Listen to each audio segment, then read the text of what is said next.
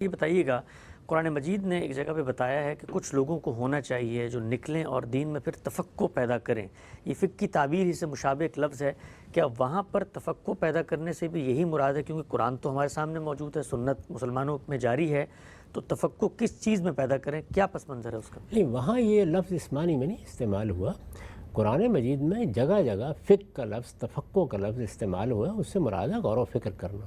وہ غور و فکر اللہ کے دین میں بھی کیا جائے گا، قرآن میں بھی کیا جائے گا. اسی وجہ سے ہمارے ہاں فقہ کی تعبیر پورے دین کے فہم کے لیے اختیار کر لی گئی. یعنی لفظ میں کوئی ایسی چیز نہیں ہے.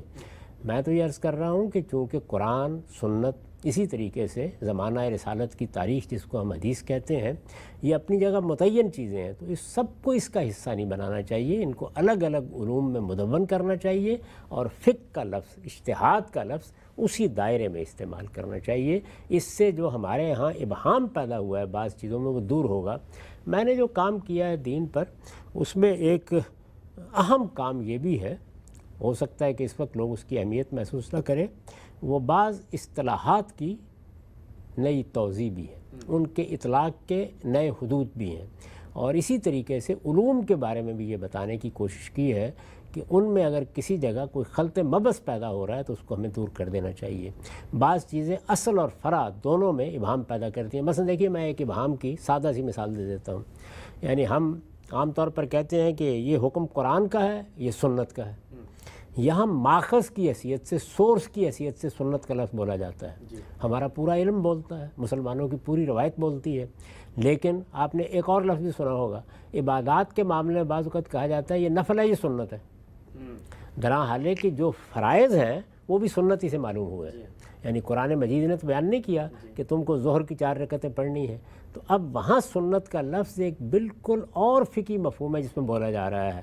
تو اس سے کیا ہوا؟ خلط مبس.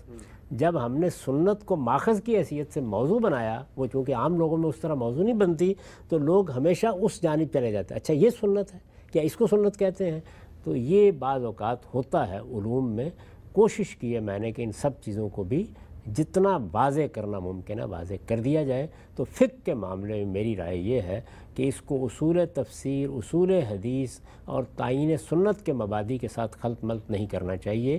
یہ اجتہاد کا دائرہ ہے جس میں فقہ کا لفظ استعمال ہوتا ہے، اور یہ ہوا اور پانی کی طرح ضرورت ہے، یہ ہمیشہ ہوتا رہے گا. یہ سب چیزیں ایسے ہی ہونی چاہیے، لیکن اصل دین کو بالکل الگ کر دینا چاہیے. یہی بات میں نے اپنی کتاب کے خاتمے میں لکھی ہے کہ اس کتاب میں فقہ، کلام، فلسفہ اور تصوف سے بالکل الگ کر کے دین کو اس کی اصل صورت میں بیان کر دیا گیا ہے. اصل صورت میں دین کیا ہے؟ قرآن و سنت.